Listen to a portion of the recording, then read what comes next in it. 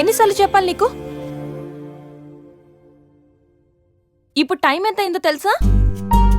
మరిద్దరం ఫ్లాట్లోకి వచ్చినప్పుడే చెప్పాను లేట్గా రాకూడదని. లివింగ్ టుగెదర్ అంటే నీ ఇష్టం వచ్చిన టైంకి వస్తే సరిపోతుందా? నీకోసం ఒక పర్సన్ వెయిట్ చేస్తుందని మర్చిపోయావా? నువ్వెప్పుడు ఇంతేనా? ఎన్నిసార్లు చెప్పినా మారవా?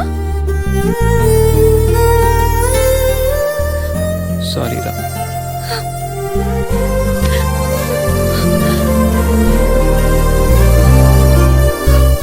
ఇప్పుడు చెప్పాల్సిన సారీ కాదురా, లవ్ యూ.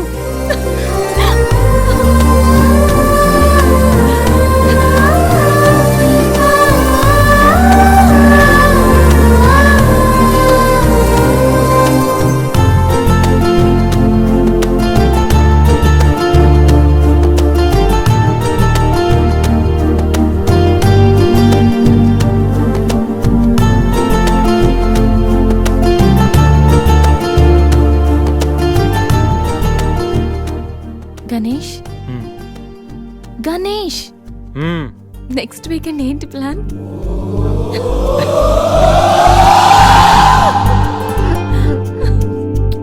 ఓం శ్రీ మహాగణాధిపతయే నమః.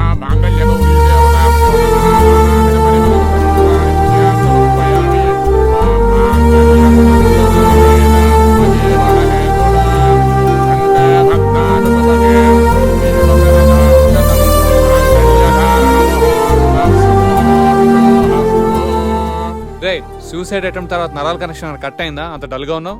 ఇప్పుడు ఉండాల్సింది హ్యాపీగా రా, డల్ కాదు. నీకేం పోయింది? సంజయ్ ఉంది, వీడికి గీత ఉంది, నాకెవరున్నారు? అరే ఇడియట్, ఎప్పుడు అందరిని నువ్వు లవ్ చేయడం కాదు, నిన్ను లవ్ చేసే వాళ్ళ మనసు కూడా తెలుసుకోవాలి. అంటే ఐ లవ్ యూ శేఖర్.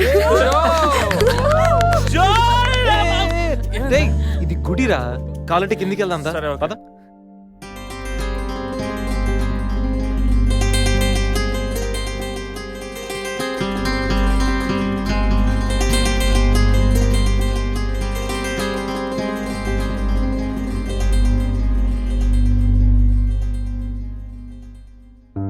మమ్మల్ని ఆశీర్వదించండి సార్.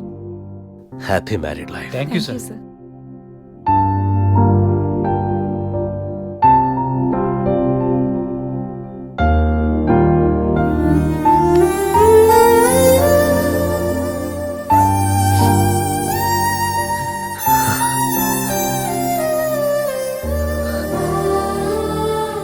రామ్మా.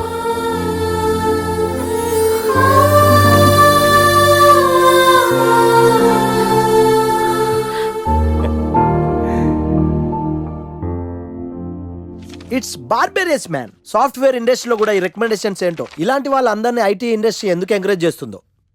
అందుకే సాఫ్ట్వేర్లో ఈ రెసిషన్. సరే గానీ నీకు విండోస్ గురించి ఏమైనా తెలుసా? విండోస్ గురించి ఏంటి సార్, తలుపులు కిటికీల గురించి కూడా తెలుసు. హా? సార్ మీరా? గుర్తుపట్టినందుకు థ్యాంక్స్. భలేవారు సార్, మీరు టీవీ స్టార్ కదా, మిమ్మల్ని ఎలా మర్చిపోతాం. అయినా మళ్ళీ జాబ్ ఏంటి సార్? పుట్టుకతోటే స్టార్ అనే ఫీలింగ్తో ఉండేవాడిని. కానీ ముగ్గురు వాయించేసిన తర్వాత తెలిసింది స్టార్లు పుట్టరు, తయారవుతారు అని. యాంకర్లో యాంకరింగ్ చేయాలి, మళ్ళాంటి వాళ్ళు జాబ్ చేయాలి. అటు ఇటు అయితే ఇదిగో ఇలాగే ఉంటుంది. నువ్వు ఇంటర్వ్యూ చేయడం, నేను జాబ్ కోసం రావడం.